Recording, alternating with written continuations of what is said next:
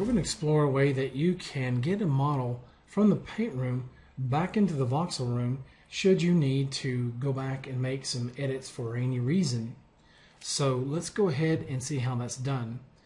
As you can see, I'm in micro vertex mode because it has these vertex displacement maps that you can paint on live. And I want 3D Coat to essentially bake all this displacement onto a high polygon mesh that I can import or bring into the Voxel Sculpting Room. So what I want to do is go to the File menu and choose Export. You'll notice it tells you that this first option is going to essentially subdivide it 4 times what you have here.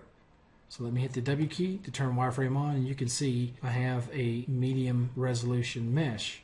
Now the advantage of this is that if I wanted to make some sculpting edits in the tweak room, I've got enough resolution on this viewport mesh to make some fairly decent changes or some medium level sculpting edits.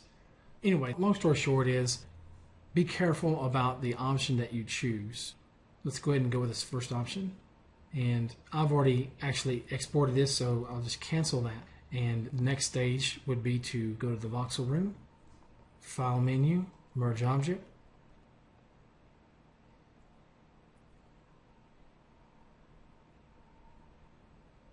Okay, and I'm seeing a preview or proxy here. If I wanted to come in as a surface mode object, I would check Merge without voxelizing. In this case, we'll just leave it as a voxel object.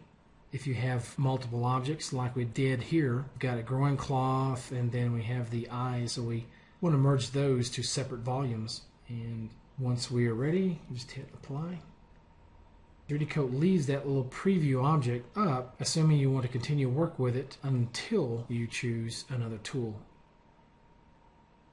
Now once you've made all your sculpting edits, you're ready to move on to the Retopo room, and that is where we would want to import a low polygon version that we can bake all the new displacement or normal maps down to. And I want to mention that should you have to make some large-scale edits, you do have the ability in 3D Coat here in the Adjust section, if you want to use Transform, Move, or the Pose tool, 3D Coat will allow you to conform the Retopo mesh. So you would check this here. And so once you make your edits in the Retopo room, it's going to try to keep the nearest vertices snapped to your model so that you don't have to go back and make major edits to fit your Retopo mesh, okay? That can save you a lot of time. Alright, so we're done here.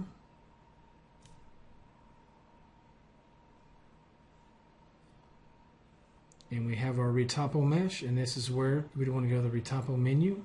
And you do have the option where you can merge back to the paint room, but the problem is, at least currently in 3D Coat, you're going to have duplicates. Unless you clear the paint room, in this case, that's not what we want. We simply want a new displacement and or normal map. And so what we would need to do in that case is just simply bake the texture out.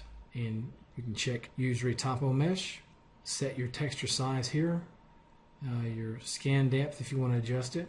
And if you don't want to bake any of these other maps, you just want to bake displacement, then you can clear these other entries and just leave the ones for your normal map and displacement map.